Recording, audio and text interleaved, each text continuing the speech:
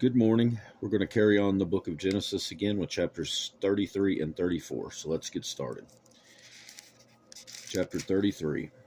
Now Jacob lifted his eyes and looked, and there Esau was coming, and with him were 400 men. So he divided the children among Leah, Rachel, and the two maidservants. And he put the maidservants and their children in front, Leah and her children behind, and Rachel and Joseph last. Then he crossed over before them and bowed himself to the ground 7 times until he came near to his brother.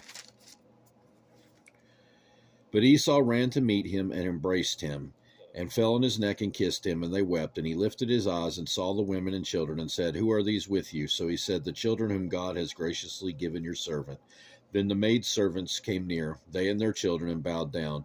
And Leah also came near with her children, and they bowed down. Afterward Joseph and Rachel came near, and they bowed down. Then Esau said, What do you mean by all this company which I met? And he said, These are to find favor in the sight of my Lord. But Esau said, I have enough, my brother. Keep what you have for yourself.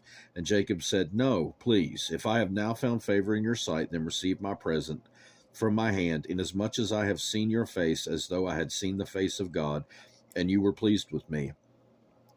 Please take my blessing that is brought to you, because God has dealt graciously with me, and because I have enough. So he urged him, and he took it. Then Esau said, Let us take our journey, let us go, and I will go before you. But Jacob said to him, My Lord knows that the children are weak, and the flocks and the herds which are nursing are with me. And if the men should drive them hard one day, all the flock will die. Please let my Lord go on ahead before his servant. I will lead on slowly at a pace which the livestock that go before me and the children are able to endure until I come to my Lord in Seir. And Esau said, Now let me leave with you some of the people who are with me. And he said, What need is there? Let me find favor in the sight of my Lord. So Esau returned that day on his way to Seir. Jacob journeyed to Succoth, built himself a house, and made booths for his livestock. Therefore, the name of the place is called Succoth. Then Jacob came safely to the city of Shechem, which is in the land of Canaan, when he came from Padan Aram, and he pitched his tent before the city, and he bought the parcel of land, which he had pitched his tent, and the children of Hamor, Shechem's father, for 100 pieces of money. Then he erected an altar there, and called it El Elohe Israel. Chapter 34.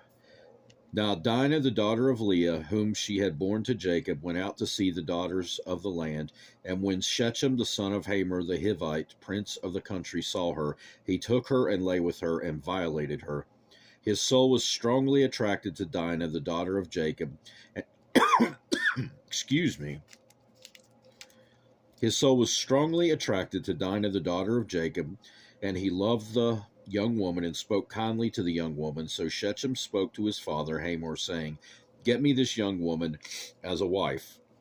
And Jacob heard that he had defiled Dinah, his daughter. Now his sons were with his livestock in the field, so Jacob held his peace, and they came. Then Hamor, the father of Shechem, went out to Jacob to speak with him. And the sons of Jacob came in from the field when they heard it. And the men were grieved and very angry, because he had done a disgraceful thing in Israel by lying with Jacob's daughter, a thing which ought not to be done. But Hamor spoke with them, saying, The soul of my son Shechem longs for your daughter. Please give her to him as a wife, and make marriages with us. Give your daughters to us. Take our daughters to yourselves. So you shall dwell with us, and the land shall be before you. Dwell and trade in it, and acquire possessions for yourselves in it. Then Shechem said to her father and her brothers, Let me find favor in your eyes, and whatever you say to me I will give. Ask me ever so much dowry and gift, and I will give according to what you say to me, but give me the young woman as a wife. But the sons of Jacob answered Shechem and Hamor his father, and spoke deceitfully, because he had defiled Dinah their sister.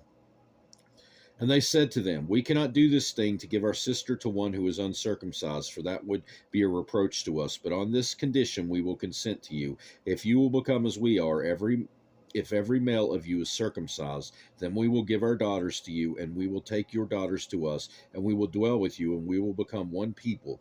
But if you do not heed us and be circumcised, then we will take our daughters and be gone. And their words pleased Hamor and Shechem, Hamor's son. So the young man did not delay to do the thing, because he delighted in Jacob's daughter. He was more honorable than all the household of his father.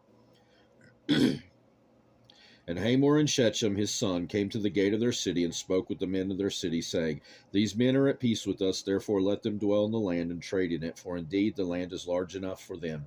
Let us take their daughters to us as wives, and let us give them our daughters. Only on this condition will the men consent to dwell with us, to be one people, if every male among us is circumcised as they are circumcised. Will not their livestock, their property, and every animal of theirs be ours? Only let us consent to them, and they will dwell with us. And all who went out of the gate of his city heeded Hamor and Shechem his son. Every male was circumcised, all who went out of the gate of his city. Now it came to pass on the third day, when they were in pain, that two of the sons of Jacob, Simeon and Levi, Dinah's brothers, each took his sword and came boldly upon the city and killed all the males. And they killed Hamor and Shechem his son with the edge of the sword, and took Dinah from Shechem's house and went out. The sons of Jacob came upon the slain and plundered the city, because their sister had been defiled. They took their sheep, their oxen, their donkeys, what was in the city and what was in the field, and all their wealth, and all their little ones and their wives they took captive, and they plundered even all that was in the houses.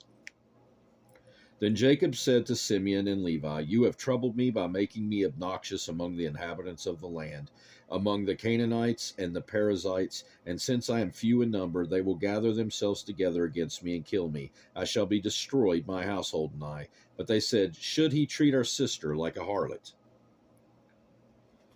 That will do it for today in Genesis. God willing, next time we'll be back in the book of Genesis to carry further along. I hope you have a great rest of your day.